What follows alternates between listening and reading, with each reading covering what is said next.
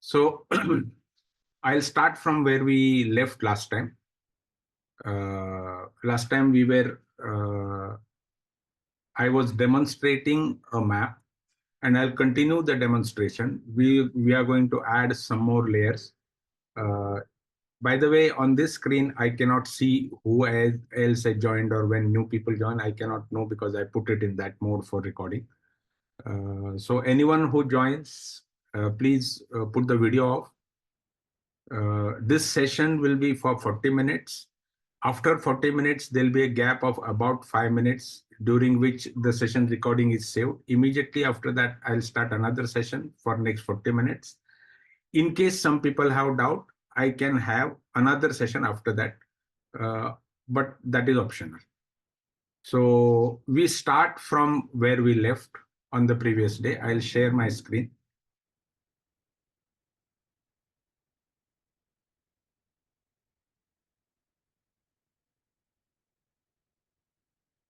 So here we are.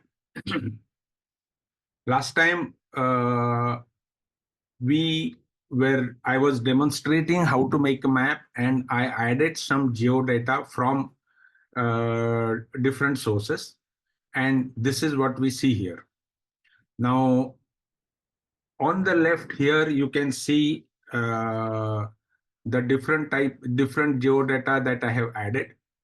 There is graticule, which is the latitude, longitude. Then there are rivers.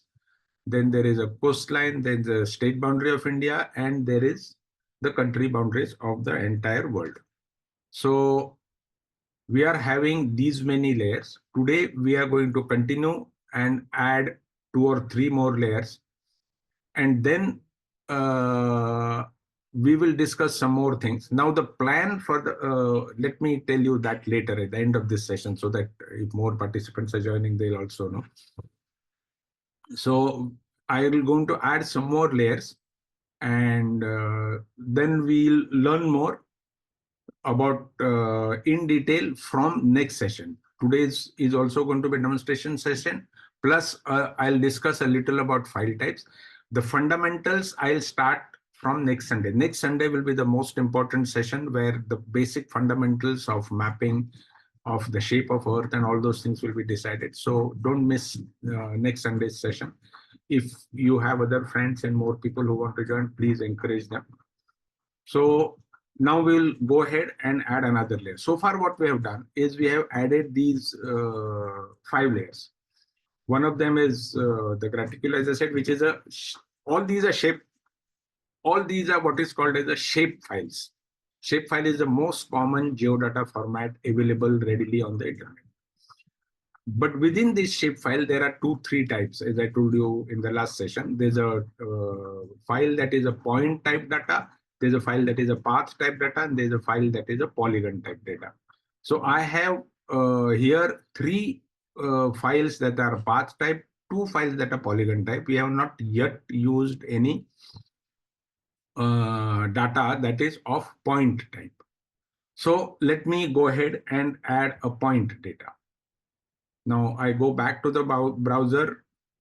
I'm enlarging this so that you can see it a little better. I go back to the browser. This is where I have kept my data in demonstration. I have what is called as a populated places. This is also from Natural Earth. So I'll pull this populated places data into this. Now what do we get? We are seeing some dots. See here, we are seeing some dots, which are what? These dots are places. Places from where? Places from all around the world. Now, if I zoom the entire world, you can see this. Now, I had set this projection for India to show India on a globe. So let me change the projection. We go back to, meaning I demonstrated this earlier also. I go into project settings, I go into properties, then I go into coordinate system, and I just select WJS84 and I say OK. And then I have this as a flat rectangular map. I'm trying this new feature of Mac where you can zoom in onto the same screen for better viewing. Let me see how it works. This today I'll keep it, then I'll see in the video how it looks. It might be a little distracting. I'm also fumbling with the keys a little, but it's okay. It should look good. No. So what I have added is geometry of type point. Let me come back to the layer. So I'm seeing here right on top populated places as the layer. Populated place. What is a populated place? Every populated place is every city, town, village. Everything is a populated place. So are these all the populated places of the entire world? No. They'll be obviously huge. So these are populated places, and let us see how many of them are there. Maybe I have shown you last time or no.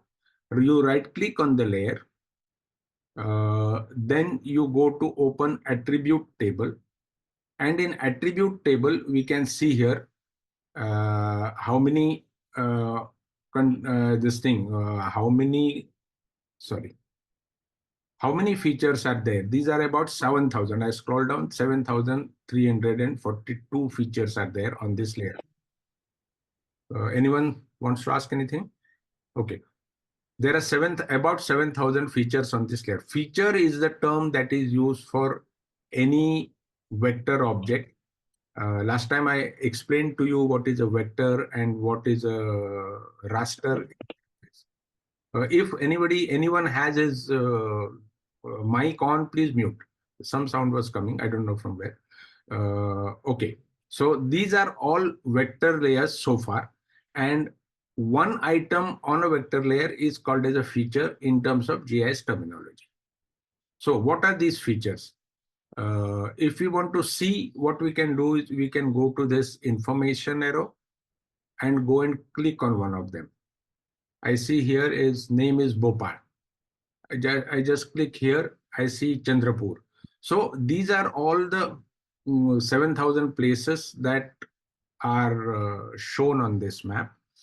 Now they look all the same to me. So what I want to do is I want to apply some symbol. I'm going to this time I'm not using zooming because it might be a little distracting. I'm going to the properties window, and there's a single symbol written here. So what I'm going to do is I'm going to make it categorized. Categorized by what? Categorized by what is called as a scale rank. There's something called as a scale rank, which is already there in the data for the different cities.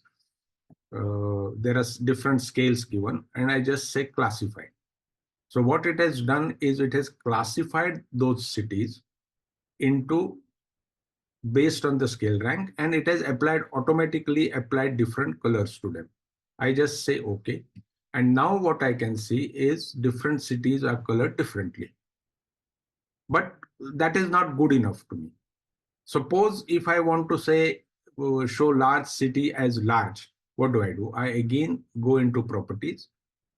Here, once it has been classified for any feature, you can individually edit the feature also.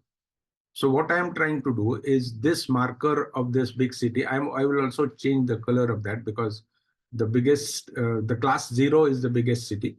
So I want color, let me say, I want this as red. It will duplicate some color, but doesn't matter. This is only for demonstration. I am making the size of this as quite large. I am making it 10. And I'm just say, okay. And let's see what happens. See, Mumbai has become big. And there are some big cities here. So in the world, in the entire world, now if you see, in the entire world, there are these many, those large blobs that you see. I purposely made it too large so that you can see.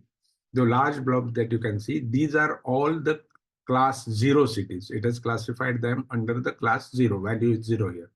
So let me enlarge this class 1 also a little. I'll make it 7. I'll not try to go much beyond this. This is only for demonstration. We are going to learn about Okay, now what we can see here is we can see two different first two levels of cities, class 0 and class 1. Let's say in India, how many are there? By whatever standards, it has classified these two, Calcutta and Bombay, as class 0. This might be an old classification based on population. Uh, and these two, Bangalore and Delhi, as the class 1 city, the next class. So what I have here is the next layer, which is the what I say is the layer with point feature, which is showing cities. Now I want to see the name of the cities directly. So as I had done earlier, what I want to do now is I want to disable the labeling of these states, and I want to have the label only for, I said no label. I had applied label for the states, so I had said no label. Let the country label be there. Now I will go to the properties of these cities and change the label. Instead of no label, I'm making it single label. Let it be name, and I just say OK. So now I'll see the names of the cities. So far, so good. So what we have done now is we have added one more layer of shapefile again of type point, which is cities, and we have given them different colors, slightly different sizes, and there we are. Now I have done some more setting on this same layer, which I'll just show you as a demonstration after I close this project, because that setting takes more time. I'm going to teach you how to do that setting in later sessions. And what that setting is also I'll explain to you a little later. See here, now it's all a crowd of cities with large blobs. Doesn't matter. Now what we are going to do is I want to add one more layer. Now, so far we have added only layers of type shapefile. Now, I want to add one more layer basically to demonstrate two things. We have data up to whatever level. Whatever data so far we have added is administrative level and reverse. So what data is available up to administrative level, that I want to demonstrate to you. So I have data for the villages of Goa. I'm from Goa, so I am fond of data of Goa, and I have the data of villages of Goa. So I'm going to get that data here.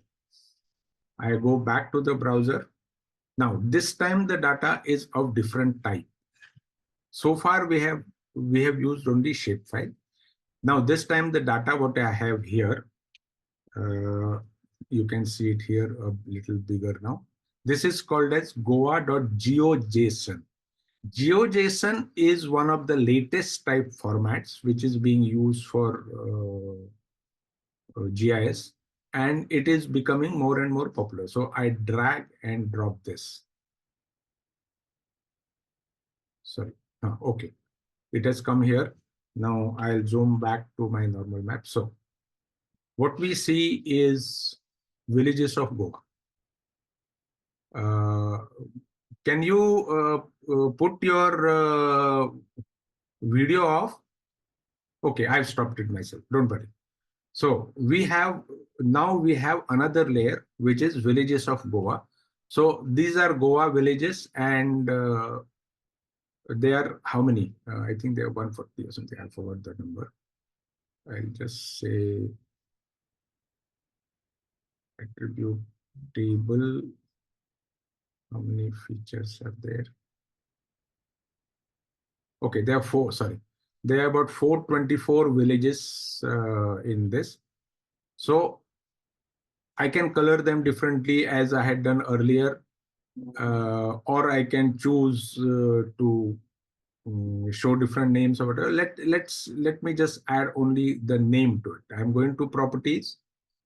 Then I'm going to labels. I say single label. Single label is of name. Let me say OK.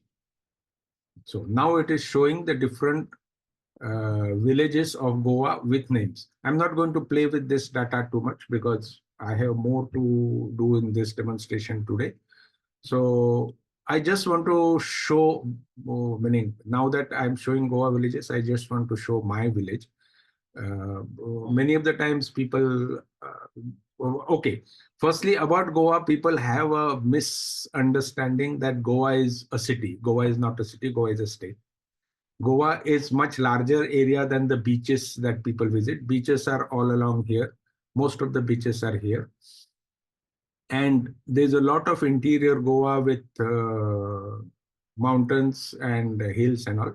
And I stay as my daughter after a few days back, my daughter saw this map and she said, "We are our home is as far away from the beach as it can get." So this is where my hometown is. I'll zoom in and see. So this what you see the name as Nagargaon is my hometown. And near to this, meaning adjacent village is Karambolim Brahma. We have, incidentally, I want to inform you, is we have one of the rare Brahma temples in India. Meaning it's not very well known, but it's well known in Goa. There are very few temples of Brahma, and it's about 15 minutes walking distance from my home. Anyway, so I have shown you now so many layers. We have added layers of different types. Now what we are going to do is I am done with my old home. Now we'll try to see my current home, that is Bangalore, and what we are going to do. Using that, we are going to actually draw something. We are going to add a layer. Now, to do that, some of these layers I want to put off because the cities are too many. Let these layers be there. Now we are going to a next step. So far, I have demonstrated just taking ready-made data from internet and putting it there. There is more type of ready-made data which we are going to see today itself, which is different. Meaning, so far we have seen vector data, we are going to see raster data and what is called as a digital elevation DEM data today in today's session itself. But before that, to complete this map, I want to show or demonstrate that you can also add your own layers. Many times, what is the purpose of a map? Meaning, personally, if you want to have a purpose of a map, many of these maps, you would say that they are already readily available. I don't need those many maps. But when we come to individual requirements, you might need some maps for showing some specific thing about your house, about inviting someone, show the road. Then what do we do? We can actually create a map. If someone has his mic on, please mute it. You can create your own layers, uh, and that is how we are going to demonstrate now. So as I said, we are going to the next level, which means how do I create layer? From where do I create? From where do I get the data? So to get that, I'm going to demonstrate first one more type of layer. That is what is called as a map server layer. Anyone having his mic on, please mute it. What is called as a map server data. Map server, what is a map server? We use Google Maps, we use Google Earth, then we use Uber.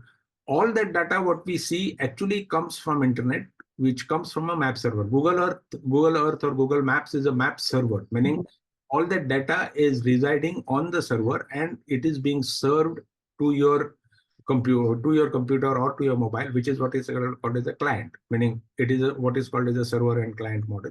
So you are seeing it on your mobile. Now, same way within QGIS, you can add map servers or online data directly onto this QGIS. So how to do it later we'll discuss in detail, but today I'm going to directly use it. There's a tool here, what is called as a quick map service, from where I can add layers. I have to say search QMS, and some of these I had already searched, so they are there. So what I do is I add Google satellite. Okay. So what I have got, I'll just close this window. You immediately see the background has turned different color. So it has added a satellite view, and I'm seeing the sea, but I'm not seeing the countryside because if you see here, as I was trying to explain earlier, these layers can be pulled up and down. And since Google satellite layer is right at the bottom, all these other layers overlay it, meaning they come on top of it. I'll keep go to Google satellite at the bottom only. I'll not disturb it. but I'll put all the other layers off for the time being. So now what you can see is, let the Goa layer be on, it will not disturb me. So what I can see now is that Goa layer is here, and I can see the Google satellite map right inside my QGIS. This is exactly like browsing a Google satellite, nothing much different. So what I want to do is, I want to go to Bangalore. I want to go to where I live now, and there's a lake behind me, meaning just behind where I'm sitting now, within 200 meters, there's a lake. I want to draw the outline of that lake. And that is what I'm going to demonstrate, how to draw your own map in QGIS. It's very simple. You don't have to do too much of efforts at all. So I know my place, I have been using it, so I recognize Bangalore. This, what you see, a patch kind of a thing here is the Bangalore. So I'll zoom in. Is mic on, please mute. Okay, so I'm zooming in further, and let me find out where my location is. Sometimes it would take a little while. Okay, I found it correctly.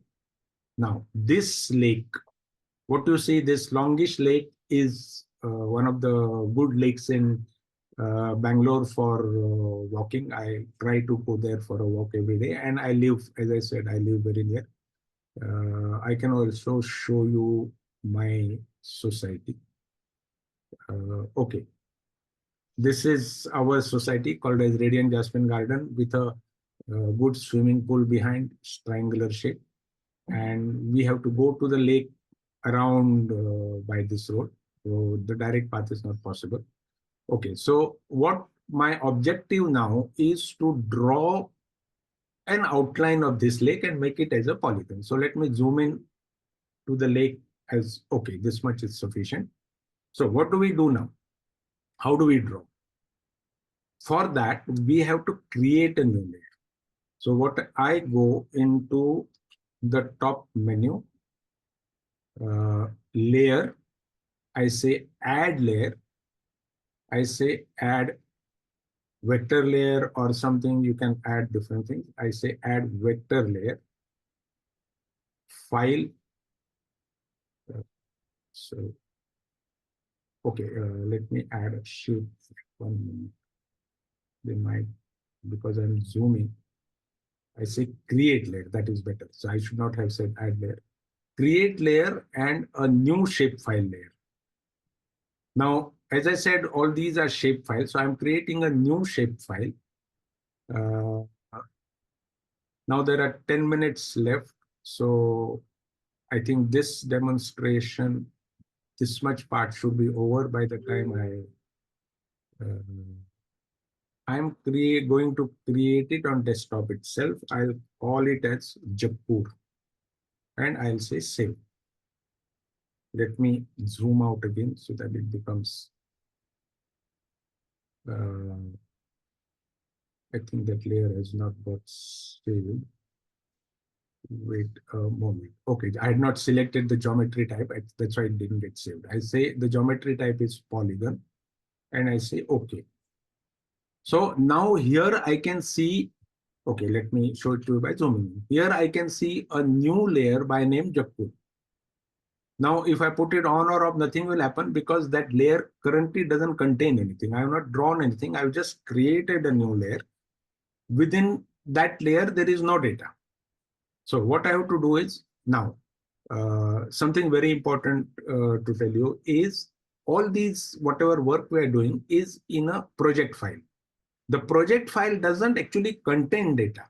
Project file refers to data, which I had probably mentioned in the previous session. It refers to data which is kept at different places on the computer. So this also, the Jaipur data will not be saved inside the project file, but it will be saved in the shapefile where I have asked it to save.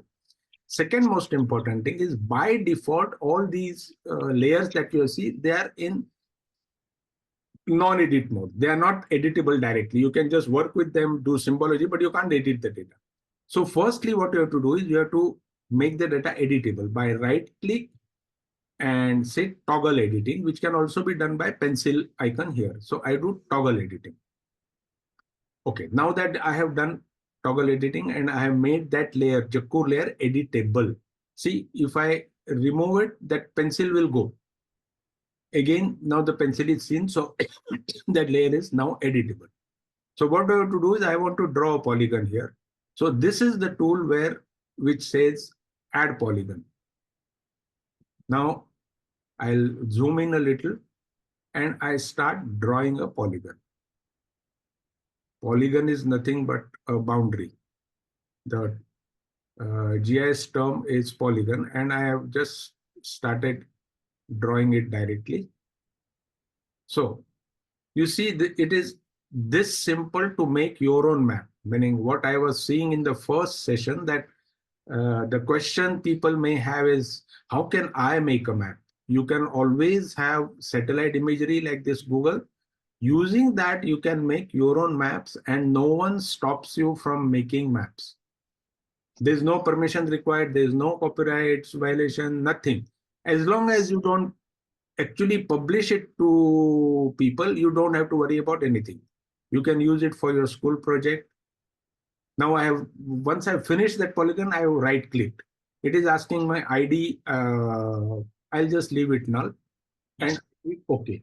So it had given some color automatically to that earlier, to that layer. So it has created the polygon. Now for this polygon to be saved, I have to say save from here, save layer edits, or even if I say toggle editing, then it will ask me whether I want to show. I had saved it earlier, so it didn't ask me. So now my layer is saved. I have this additional layer now called a Jakkur, which is properly saved in the file. Even if I disable it, even if I remove it from here now, that data will still be there in the shape file. Now my work for Google satellite is done. So I'll put that satellite off and I'll zoom into the whole map again. Now all these layers are off, so I couldn't see them. I'm putting all the layers back on again, and let us see where our lake is. Sorry. Bengaluru, see, since it is very small, okay, see here.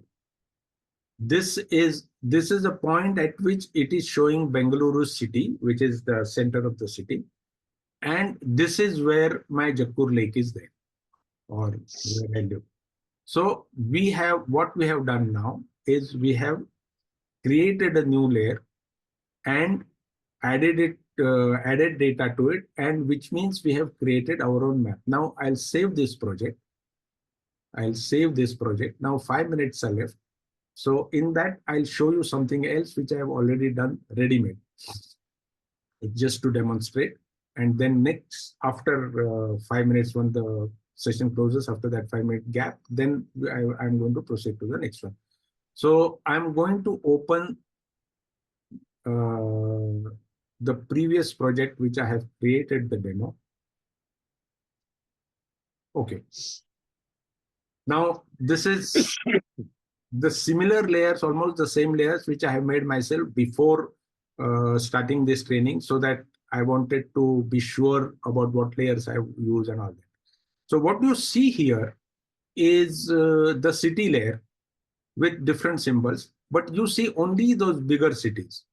See here, what I have here is only the major cities, 2 levels of cities of the world are shown with 2 different symbols. If I zoom into India, see now what has happened. Suddenly I was seeing only 2. Now I'm seeing some more blue dots. So this is a very important feature of GIS software. So it can have zoom sensitive viewing. Now when I zoom into the whole map, it shows me only 2 levels of cities with 2 different symbols. See here, now I'm seeing India. I'm seeing only those 2 levels, meaning this is the biggest level of class of cities, Bombay and Calcutta. Then there are 2 more, Delhi and Bangalore. If I slightly zoom in more, I start seeing blue cities. This is the next level. So this is very, very important feature of GIS software, and which is obviously you see it in Google Maps and everything, but that is already ready-made. This is something where you can make it. That's the difference. And this zooming feature I have created as I wanted using the features of QGIS, and I'm going to teach you in further session. This will be a slightly advanced, it will be demo. It will be shown how to do it in later session, much later, maybe 2 or 3 weeks later. So if I zoom in further, I'll see different levels. See, I've started seeing for some more green cities. If I zoom in further, there are still smaller cities. So this is called as we can call it as adaptive zooming or whatever you call, or scale-based zooming or scale-based visibility.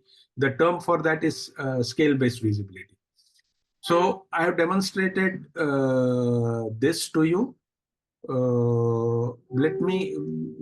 are 2 minutes. Let me utilize them. This we are going to learn in say subsequent session. There are 2 minutes left. Let me utilize them to the fullest because the time is short. So let me show you another project, and I'll keep it on. So I'll continue with the. I'll continue.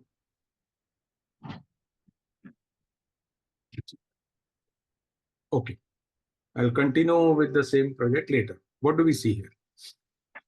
This I have.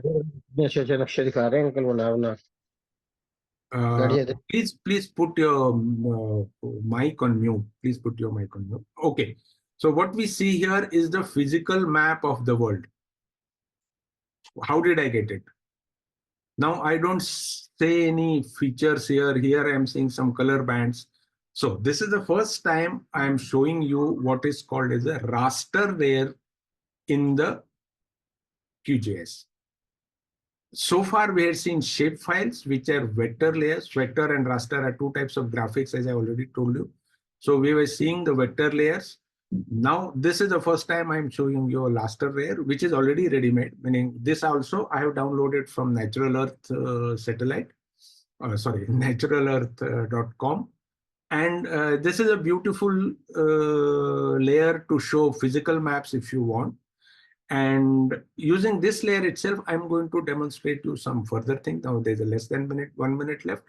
So I stop here. Please join after about 5 minutes. After the recording is saved, I will restart. Okay. I'll not wait for people to join. I'll directly start, and I'll directly start sharing my screen. Let me continue from where I had left earlier. So I'm sharing the screen back again. And there. So what is this? And from where did I get it? So this is a raster layer. As I said, raster means an image or a photo. So Natural Earth data has created this layer.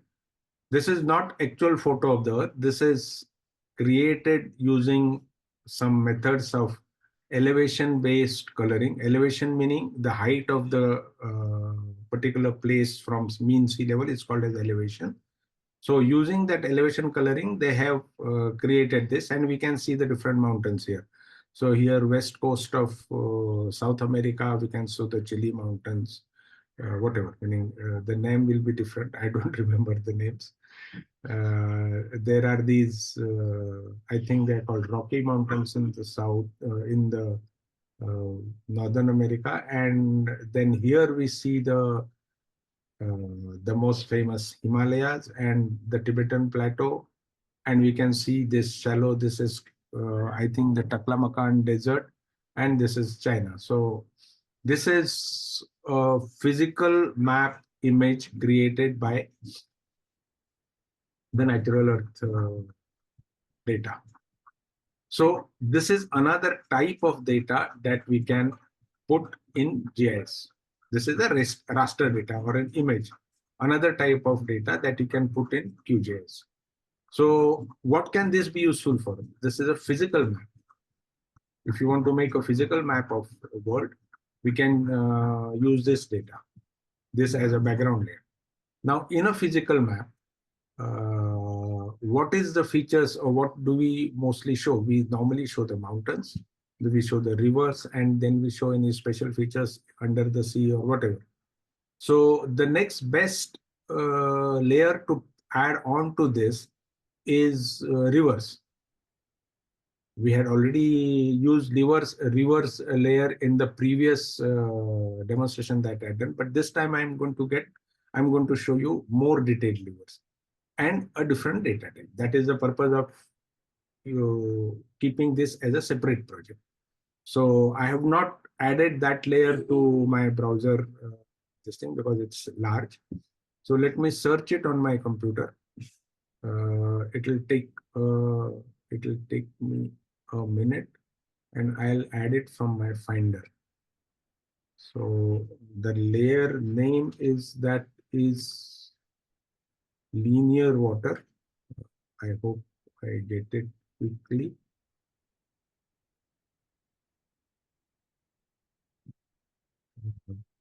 Water also contains water. Okay. This is the folder in which that layer is there. So this is what is called as what the layer is called as linear water. I want to show you purposely this folder itself.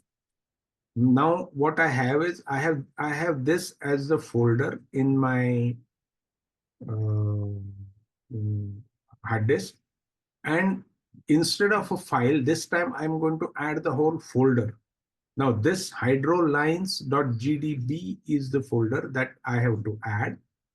And okay, one moment. Huh? Okay, I should choose this. Okay. Hydrolines.gdb is what I have to add. I just pull this entire folder and drop it here. Now this has got added, but I can't see it properly. I can see some lines because the colors have not been assigned properly.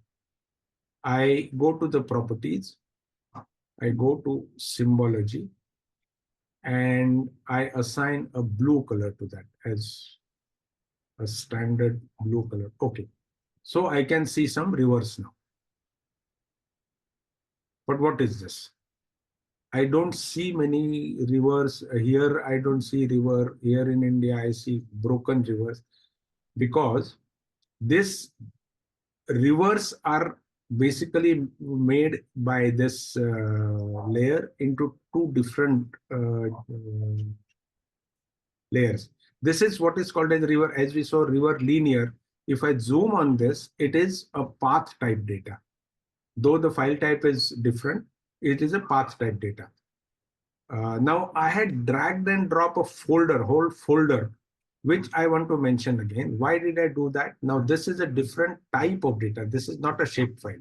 This is called as ESRI, meaning I have not mentioned that name maybe before. ESRI is the leading company which provides GIS software. So ESRI also makes data. So this ESRI makes this different format. So ESRI geodatabase is one of the file types in which the database in which the GIS data is stored. So this GIS database is of type geodatabase, and in that case you should add the entire folder. This folder also contains many files inside this. I don't actually add individual file, but I have to add the whole folder. Now there's another layer called as hydro. It is, I think, hydropoly. I had forgotten the name.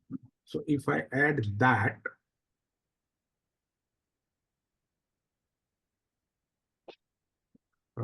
one moment, it is not showing me at the correct place.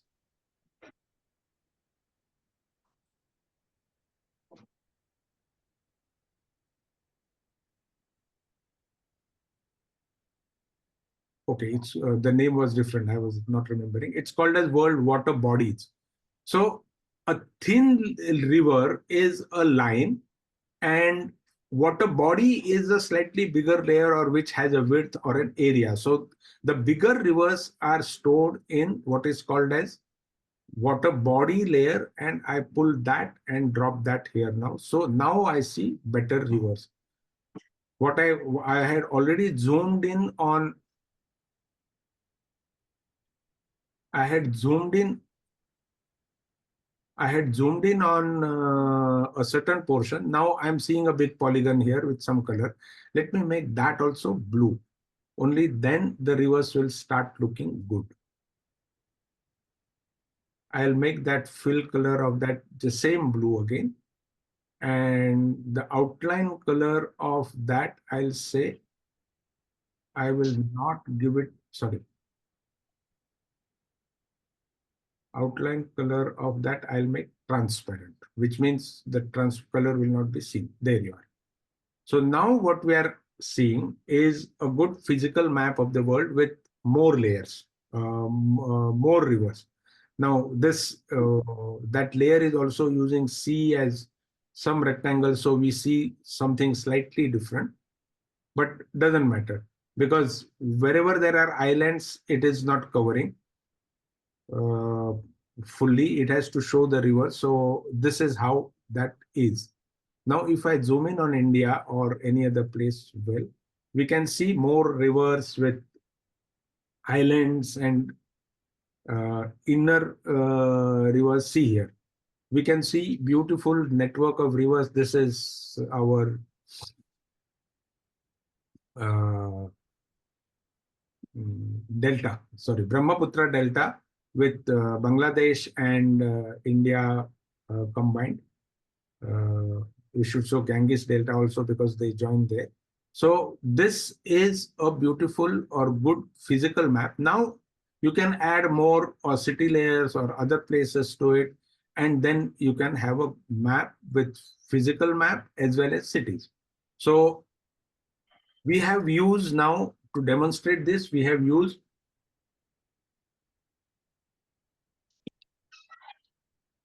an image layer which was ready-made. So in this, what do we have? We have image layer which I am putting off now. Now this is only vectors, and then we have two vector layers. So image layer and two vectors layers for rivers. And now I have not saved this project, so I'll save this project as okay. I'll save it as exercise 2. Since I had added that, I'll make it as physical map. Physical map.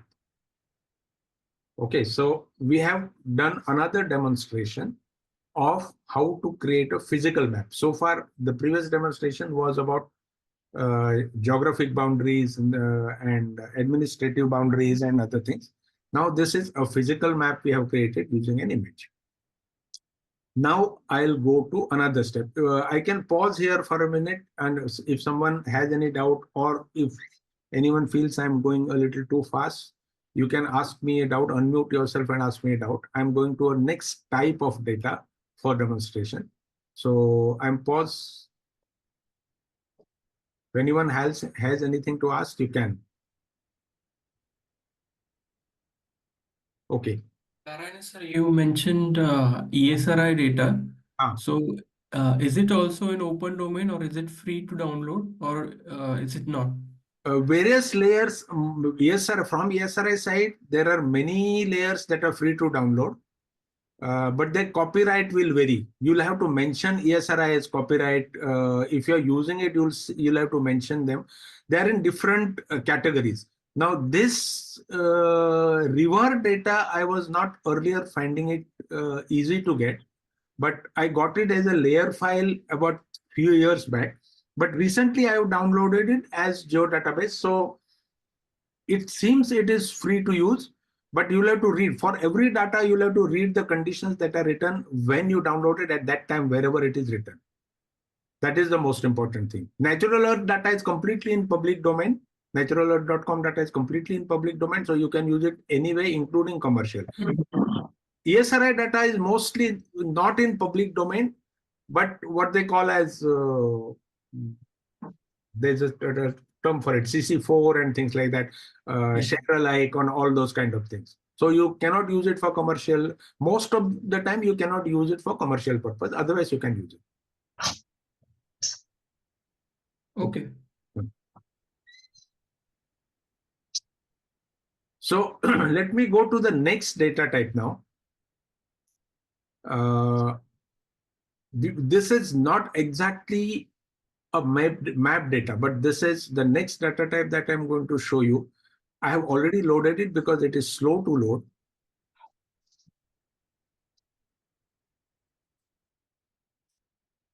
Okay.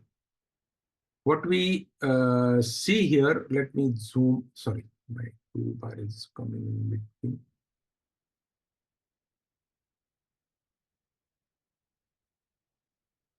Okay. What we have here is, again, looks like a physical map, but it is not a physical map. This is actually what is called as an elevation grid or elevation data, which is also called as digital elevation model, what is called as DEM, digital elevation model. uh, is a type of data which is or available only recently. This cannot be surveyed, meaning you cannot do so much of a survey of the entire Earth and create the elevation model. It's very difficult. Contours were done earlier, but the actual elevation data has been created more recently. More recently means in somewhere in 1990s by some satellite imaging applications. And what we see here is, if I show you the index, what we see here is a band with numbers here. What are these numbers? This is 6727, which is the highest elevation, and minus 10.10542 is the lowest elevation. So this is actually the elevation of our planet Earth in meters. So this is elevation data, and by default, the moment you insert it, it has applied a gray band to it. Now let me zoom in on uh, Indian portion, and what I see here is I see some gray shades.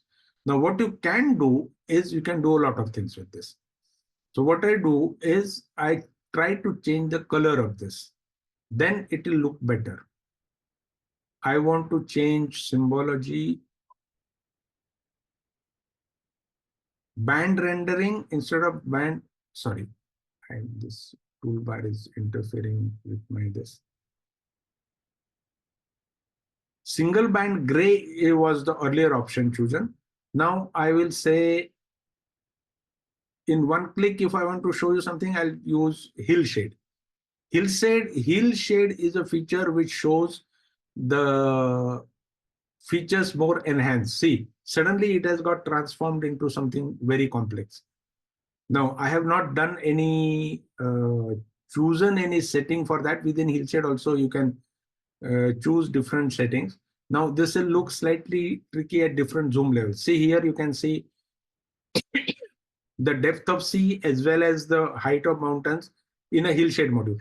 You'll have to tweak this properly to if you want to see it the way you want. So one quick way I changed it is use the hillshade. The other way is I can, instead of hillshade, I can do different types of multicolor bands. I'll use uh, multi-band color. In multi-band color, I'll have to choose a band. Sorry.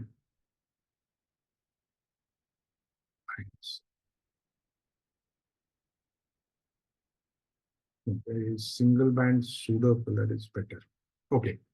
Now here it is already showing me some color bands.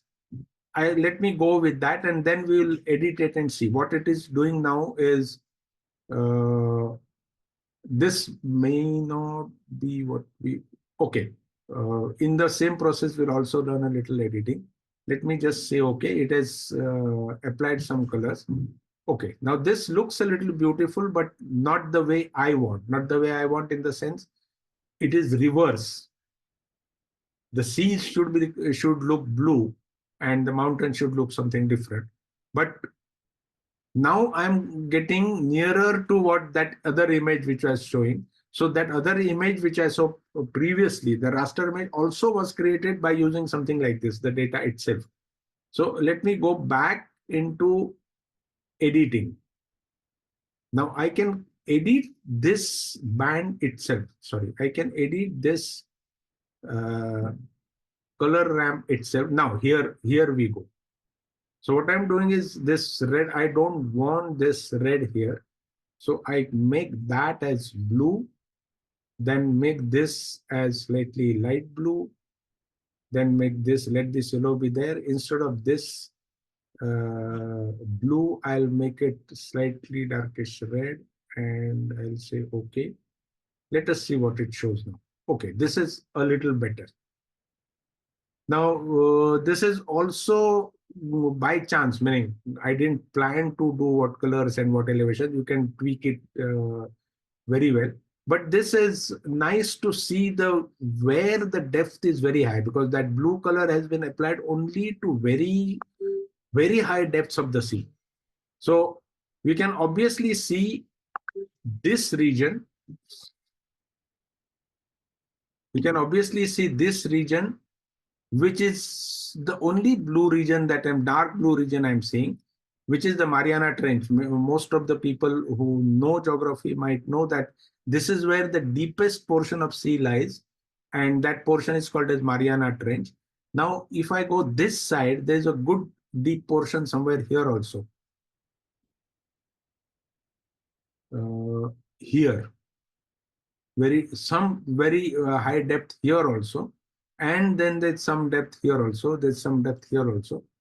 So this is the DEM, digital elevation model. And if you see the overall picture, you see that this brown color which I have applied for the highest uh, elevation is seen only in Himalayas, and it is seen only in these South American mountains. So we can quickly know where the elevation is highest. This is entirely based on elevation.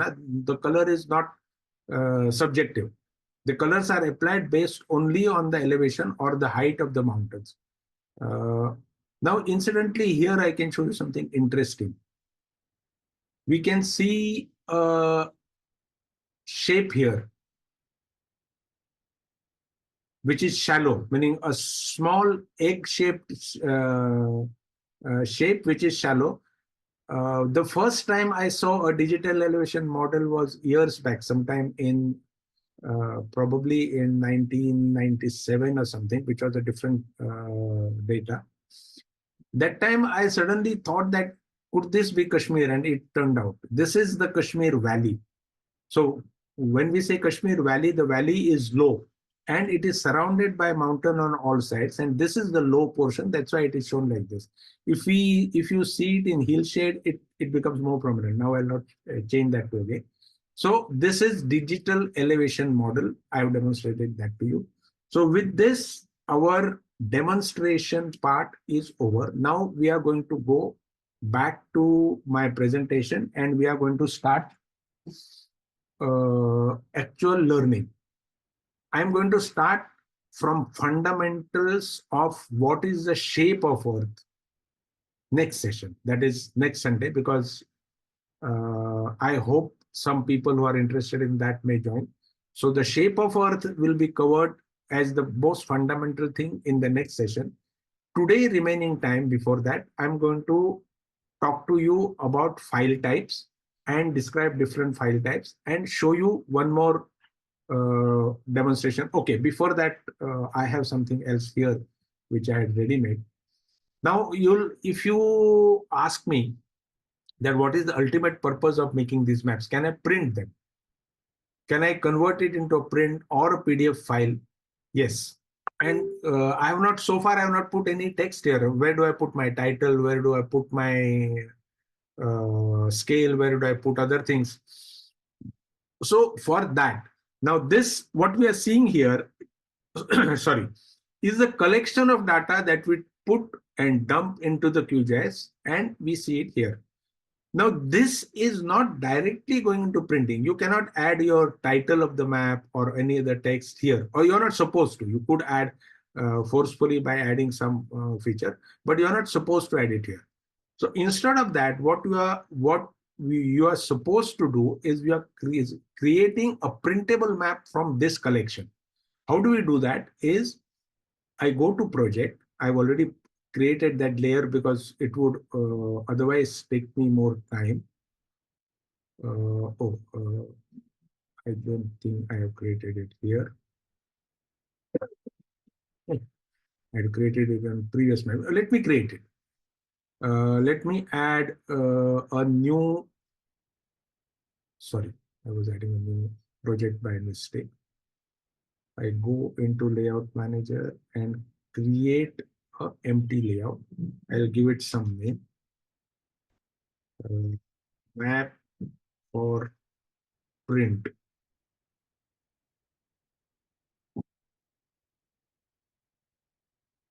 Now to this, I add a map. Now this is a layer. This is a layout that I have created for printing. Okay, so this we have. Now that map, whatever I was having is already added here. Now it is showing a certain level of zoom. I can change the scale of it by changing the scale here. Let me put it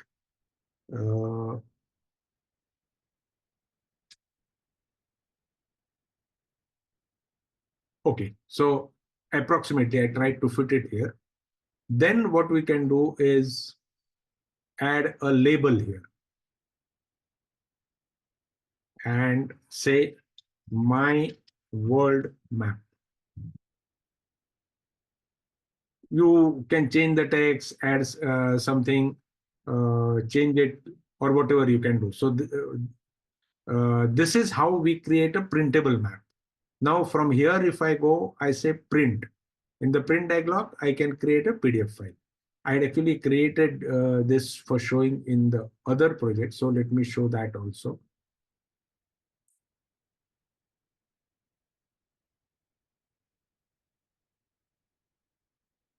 Let's save this. Okay. I forgot where I had created it.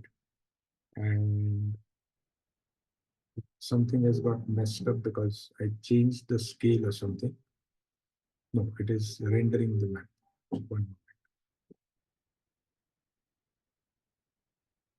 This was my previous layer.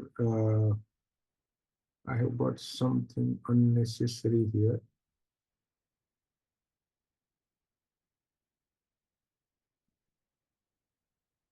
Okay, it will take time to render.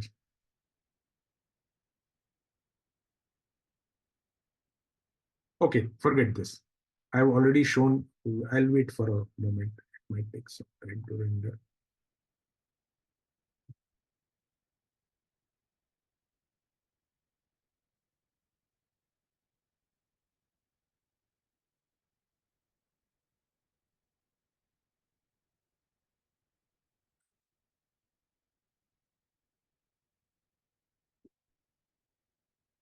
When I edited it previously, I think something I have added by mistake or something has happened.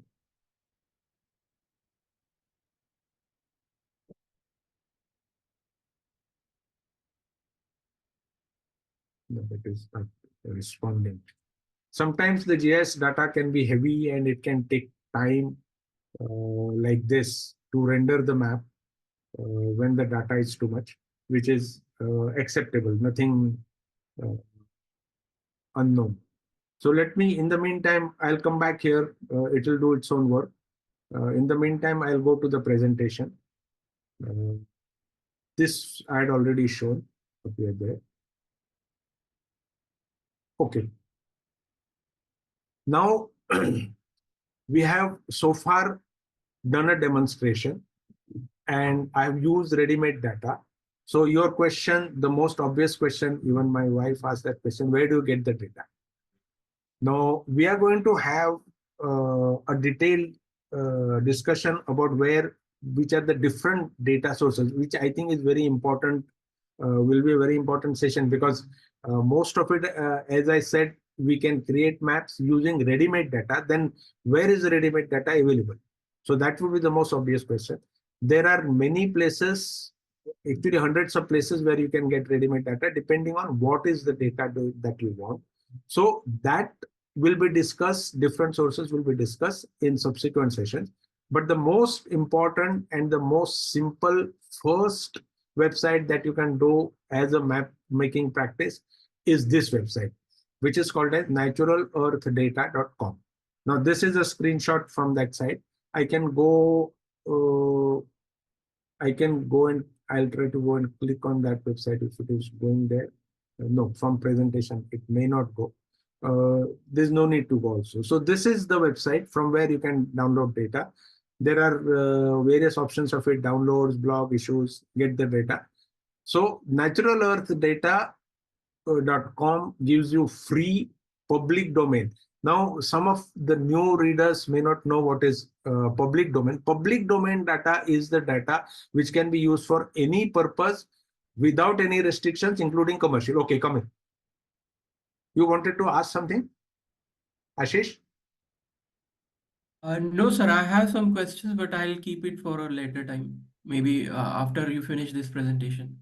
Okay, I don't know how many minutes are remaining. I'll take the question once I finish during this session, or we can continue afterwards also. Sure, So, sir. naturalearthdata.com is the best source for making world level or even state level maps. There are state boundaries, but you cannot get village data or district data and all these things on Natural Earth. That is not available. For that, you'll have to go to different sites. Now, there are 10 more minutes remaining. So I'll continue with the presentation, and maybe I'll finish in 5 minutes and we can take the doubts within this session itself. Let me see if it has rendered my map. No, it is doing it too slowly. Maybe I had done some setting which is making it slow. Forget it. So naturalearthdata.com is the best source. Now, I've already demonstrated you the file types, but I want to show, we will discuss and be done with the file types now itself. Actual usage of file types we'll cover in detail how to do it, but what are the different file types you should be aware? That I'm going to cover now. So we are here. The GIS, different types of data type. First data type and the most common available is a shapefile, ESRI shapefile. So why is ESRI coming into picture everywhere? Because ESRI is one of the oldest company which did GIS work, and their software is the world leader, but it's not free. It's quite costly. So we use free software like QGIS, which is not a mean feat, meaning it's almost same capability, not 100% same capability, obviously it can't be, as ESRI, ArcInfo or ArcGIS, ArcMap. The ESRI software are named with the word Arc. So there are various versions: ArcInfo, ArcMap, then ArcInfo, currently what is ArcInfo Professional. There are different versions. I don't have seen the latest software. I've used it substantially. Okay, so now within shapefile, ESRI shapefile, there are three subtypes. Most important to know is ESRI shapefile can have only one type of data within one shapefile, either point type, path type, or polygon type. You cannot mix data types in ESRI shapefile. So if you want city points, there'll be different shapefile. Path, rivers, different shapefile. Boundaries, different shapefile. You can add cities and something else which is with point, meaning you can have cities and restaurants and hospitals or whatever within the same shapefile. That is possible, which are point data. So this is the basic shapefile. The next one, which are one of them, which I just showed you now, is ESRI geodatabase. Now, geodatabase is a folder, meaning actually it comes in zip form, and when you copy it on your computer, it is always a folder. So you drag and drop or add the entire folder to your GIS layer. So that gets added as a geodatabase. The next type of file is ESRI, what is called as a layer file. Now, this is the type of file you would most likely download if you are going to a ESRI website. ESRI also has its own website where it distributes data. You can even create your own maps on ESRI free website. It's called as ESRI Online. ESRI Online, you can create your own maps by adding your own layers and share them with the people. Only thing is, I consider Natural Earth data as a better is because it is guaranteed, it is consistent, and it is public domain. ESRI online data is created by ESRI itself or many other people who are members of ESRI, including you and me can create data there. So it is not guaranteed to be authentic or not guaranteed to be good, not guaranteed to be perfect. So from there, if you try to download data, most of it will come as ESRI layer file.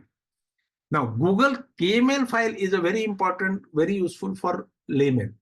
Meaning, if you work with Google Maps or Google Earth, and if you create your own data, draw something or save something, it will get saved as KML file, .kml. The name is Keyhole Markup Language. What is this keyhole, you might ask? Keyhole was the earlier name for Google Earth. Before it was bought by Google people, that software or that database or that map service was called as Keyhole. That's why the name is Keyhole Markup Language. The name has still stayed. So it is Google KML file. And the next one is GeoJSON file, which I've already explained to you. GeoJSON file is something interesting because it is one of the latest. And also it can be read using simple text. It's an XML file.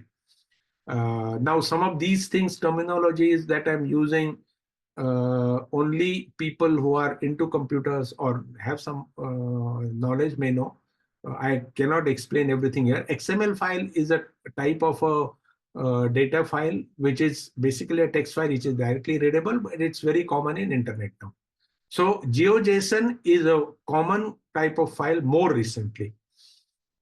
Next is the GIS data file types of the raster and digital elevation model, which I have already demonstrated to you. So it is the raster files are mostly saved as TIFF file, TIFF.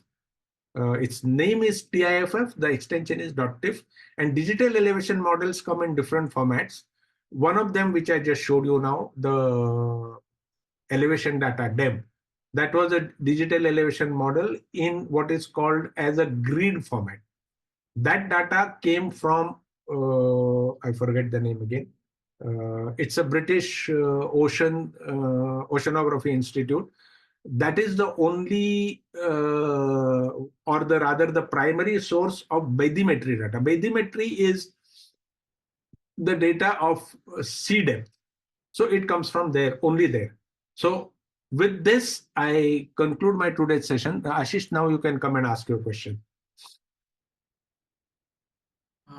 Yes, sir. Thank you. I mean, I have multiple questions, but I'll focus on the important ones that came to my mind. So Okay. first one was regarding the elevation model data. Okay. So I noticed that uh, the least depth elevation was around 10,000 something, and the Correct. highest one was around Correct. 6,700 something. But as we know, Uh, commonly, like the highest Everest is elevation is high. around 8,700. Yeah. So, That is because of this data. Even I know I had this doubt when I put this data in this. I had this doubt. So today morning itself, I again checked the height of Everest. The basic thing is the resolution of the data. Now hmm, the Everest base camp I checked. I just checked today itself. Everest base camp is about 5,000 meters. yes, Okay, so Everest per se, Everest is just a small, as compared to the Earth size, Everest is just a small peak which rises above the base camp. Now, this data has a low resolution, meaning the best available digital elevation model data, which is freely available, is SRTM, and there is one called as JAXA. Japanese this thing, which I'm going to discuss in subsequent session. Those have a resolution of about 30 meters. Meaning, what is this resolution? This resolution is a point of elevation about 30 meters apart. hmm, So when we get a 30-meter elevation, then that Everest highest point or somewhere near will come within that. Now this was a, for demonstration, I had shown you this low resolution elevation data. Now within that, that Everest tallest point would not have been a data point. okay, yeah, So the place around Everest could have been a data point. I need to uh, precisely check that by superimposing precise location of Everest on this. Yes. This is because of resolution problem. Uh, the best resolution of digital elevation model that is available throughout the world is USA, only USA portion, which is 1 meter, which is substantial. Hmm. And this is for the entire world, the best is available only is 30 meters. And this was, I didn't check how much it was. This was probably more than a kilometer, not even. Hmm. So this data resolution was less. That's why Everest highest point was not a point in that. Yes.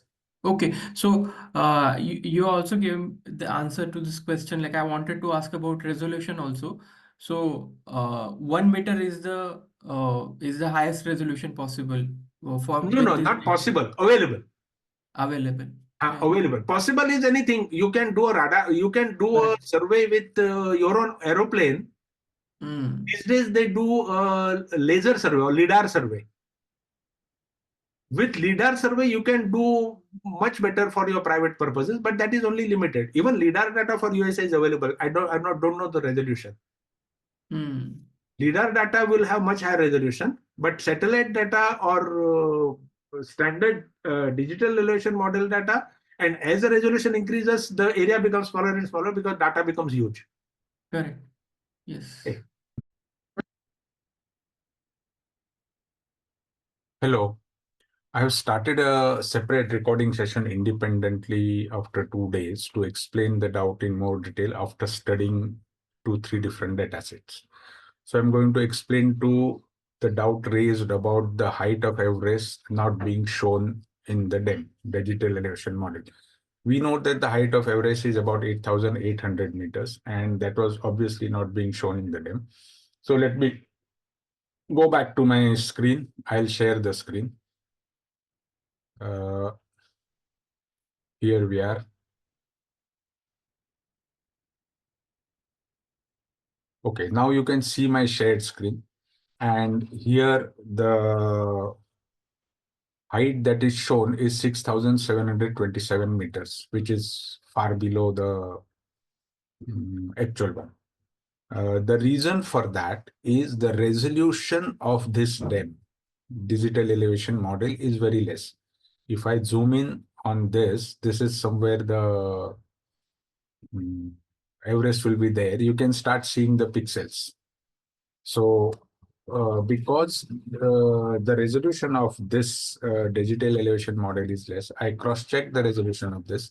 This resolution is about 2 kilometers by 2 kilometers, which is actually 1 degree by 1 degree, approximately. Half a degree or 30 arc seconds, what they call. Sorry, it's 1 minute by 1 minute, not 1 degree by 1 degree.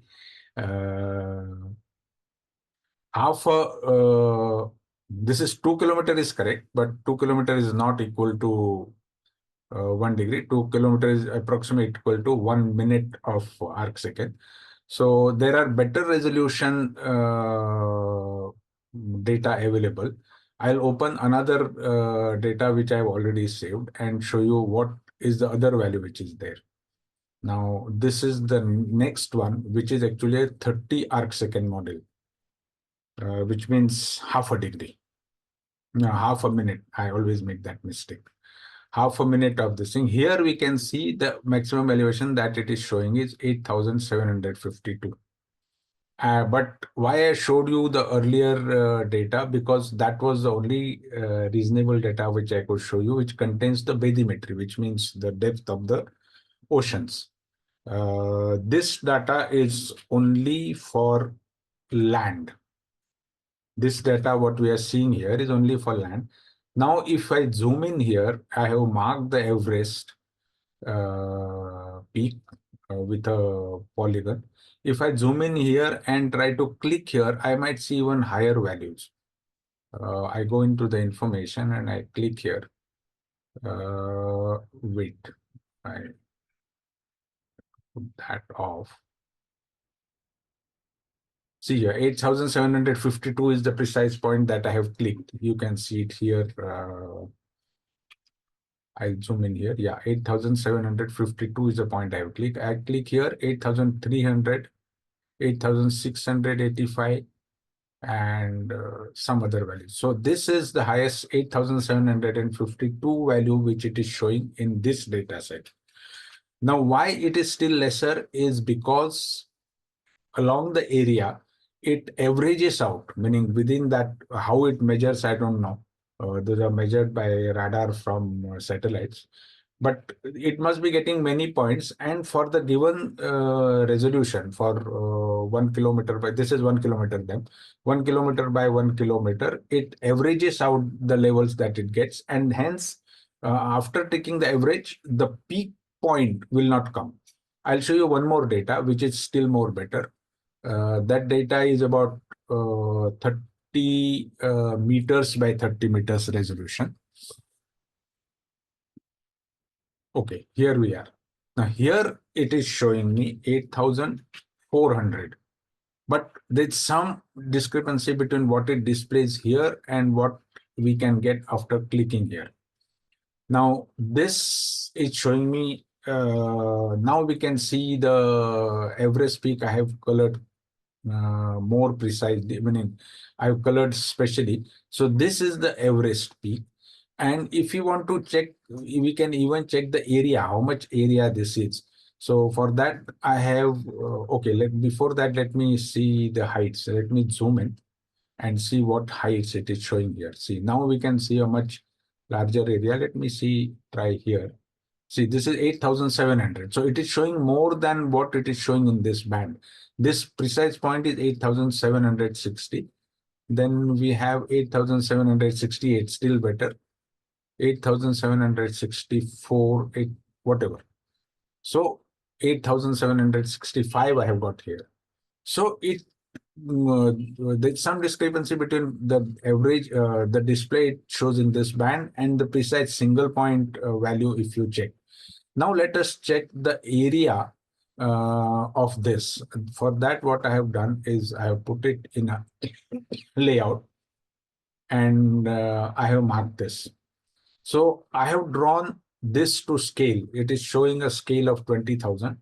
And I have drawn this a rectangle on top of this, which is 100 millimeter by 100 millimeters. With this scale, this area works out to 2 kilometers by 2 kilometers only, meaning this highest point of the Everest with very much height is only about 2 kilometers by 2 kilometers. So in the first in the first example that I gave you, it will just be 1 point. So that point after averaging out will come much lesser. So that is the reason why it is showing lesser. I'll stop here and say thank you. Please do try to be present on the next Sunday because it is going to be the important fundamentals of GIS as well as the shape of Earth. That is where we start from. So see you in the next sessions.